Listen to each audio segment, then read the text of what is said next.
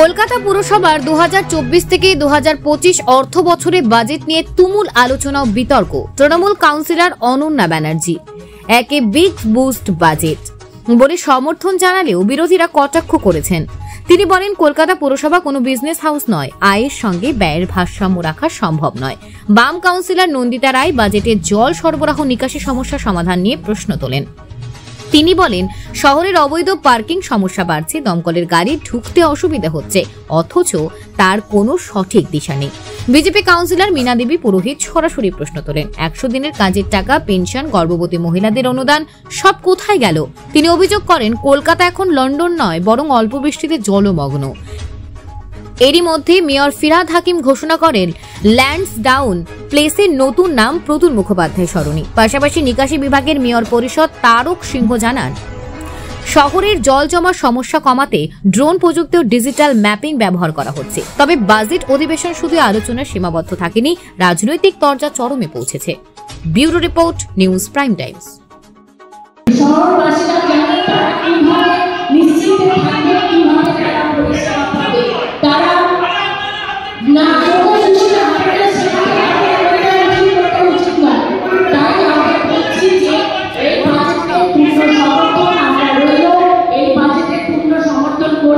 যেভাবে চলেছিল আগামী বছরে 2025-26 সেই বাজেটের অনুযায়ী যেভাবে কাজকর্ম হয়েছে, প্রতিটি বিভাগে যেভাবে কাজকর্ম চলছে সেইভাবে কাজকর্মগুলো খুব সুন্দরভাবে হবে। সেটা তার তিনি কিন্তু বয়স, তিনি প্রতিটি দলের যারা পৌর প্রতিনিধিরা আছেন তাদেরকেও ওয়ার্ডে যেভাবে কাজ হয় 144টি ওয়ার্ডে সেইভাবে কাজ হবে। আপনারা তো জানি, আপনারা বলবেন এটা ডিজাইন বাজেট, আপনাদের বলতে হয়, কিন্তু কয়েকটা কথা বলুন যে এই বাজেট বইতে একটা মাথাকে 85 বছর ধরে কিন্তু প্রচার চালাচ্ছে প্লাস্টিক ব্যবহারের প্রতিরোধ করা, বৃক্ষরোপণের উৎসাহ দিচ্ছে, জলাশয় দেয়ালি ভরাট বন্ধ করা। এটাকে আমি সাধুবাদ জানাচ্ছি, কারণ তার ধরে যেভাবে কাজ চলছে সেটা কিন্তু আমাদের বলতে হয়। যেভাবে প্রতিটি পৌরসভার যে কাজগুলো হচ্ছে মানুষের উন্নয়নের জন্য, সেই কথাগুলোকেও কিন্তু আপনাদের বলতে হবে, সেটাও কিন্তু আমাদের দায়িত্বের মধ্যে পড়ে। এইভাবে আজকে আমার এই সভায় আমার বক্তব্য শেষ করছি। সকলে ভালো থাকবেন, ধন্যবাদ।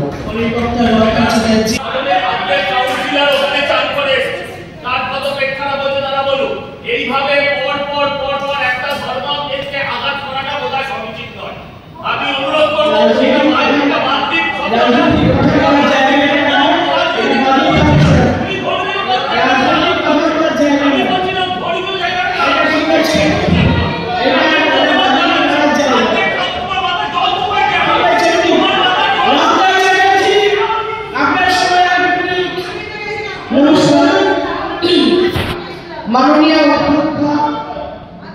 মাননীয় মেয়র, ডেপুটি মেয়র সবার অনুমতি নিয়ে